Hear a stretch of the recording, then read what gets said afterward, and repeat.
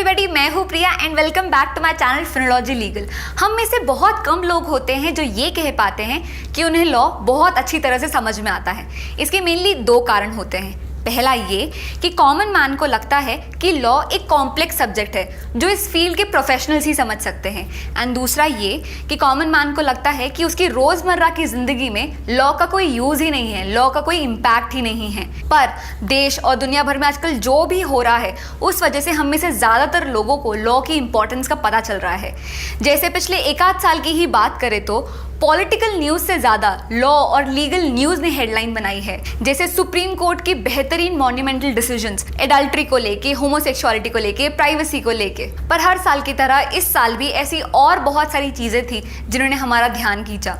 National news agencies के हिसाब से ये सारे स्कैम्स एंड ब्रेकडाउन्स तभी हो सकते हैं जब या तो आपका चेक्स एंड बैलेंस सिस्टम खराब हो, या आपके ऑडिटर ढंग से काम ना कर रहे हो, या फिर देश के रेगुलेटरी सिस्टम स्ट्रांग नहीं है। इन्हीं इश्यूज में बात करते हुए इस वीडियो में मैं आपका ध्यान ले जाना चाहूंगी दो रिपोर्ट्स पे। पहला, करप्शन परसेप्शन इंडेक्स।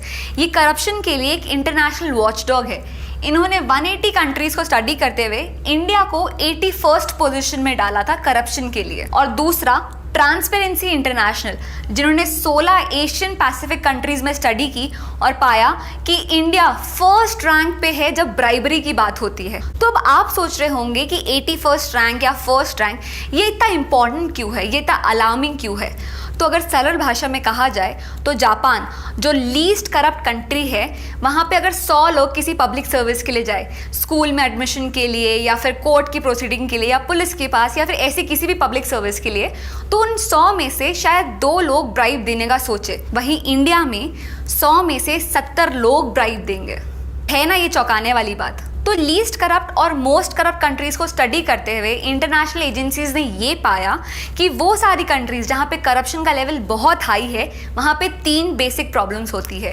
पहला ये कि वहाँ के जो पब्लिक इंस्टीट्यूशंस होते हैं, पुलिस सिस्टम, कोर्ट सिस्टम, वो बहुत ही पुअरली फंक्शन करते हैं, वो बहुत ही पुअरली मैनेज्ड होते हैं। दूसरा, वहाँ के जो एंटी ग्राफ्ट लॉज होते हैं, एंटी ग्राफ्ट मतलब एंटी करप्शन या प्रिवेंशन ऑफ करप्शन के लिए जो लॉज होते हैं, या तो वे एग्जिस्ट ही नहीं करते या अगर एग्जिस्ट करते हैं तो पुअरली इंप्लीमेंट होते हैं। तीसरा, ब्राइबरी और एक्सटॉर्शन का लेवल बहुत हाई होता है।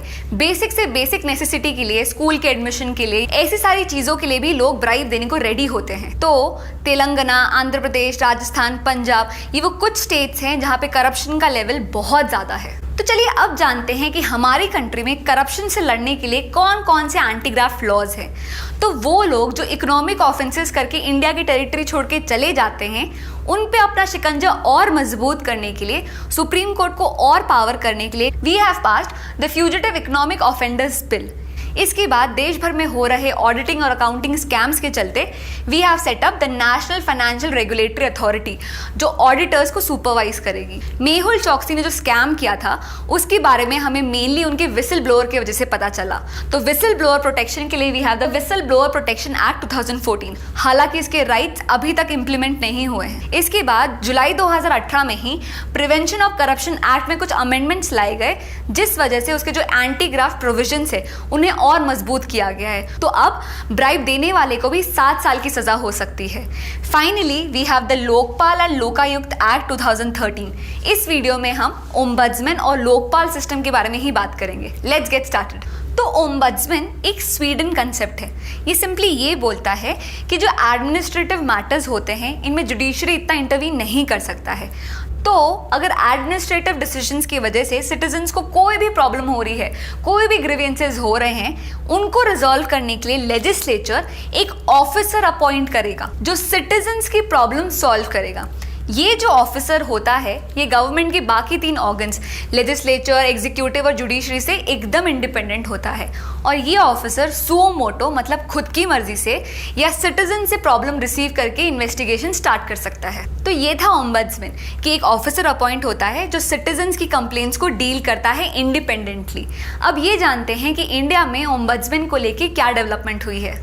तो Lokpal is an Indian synonym for ombudsman. इसे कॉइन किया था लक्ष्मी माल सिंघवी ने।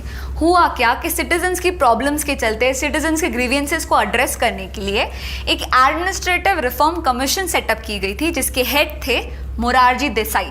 इन्होंने 1966 में अपनी रिपोर्ट सबमिट की और ये कहा कि सिटीजन्स की प्रॉब्लम्स को प्रॉपरली एड्रेस करने के लिए हमें 2 स्पेशल अथॉरिटी सेटअप करनी चाहिए, लोकपाल और लोकायुक्त।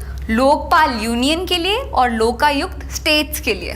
लोकपाल बिल सबसे पहले लोकसभा में इंट्रोड्यूस किया गया था 1968 में, पर फाइनली अन्ना हजारे और दूसरी सिविल सोसाइटीज के मूवमेंट के through we finally had the Lokpal and Lokayukta act 2013 which came into force on 1st of January 2014। चलिए अब ब्रीफली जान लेते हैं इस एक्ट के इंपॉर्टेंट प्रोविजंस।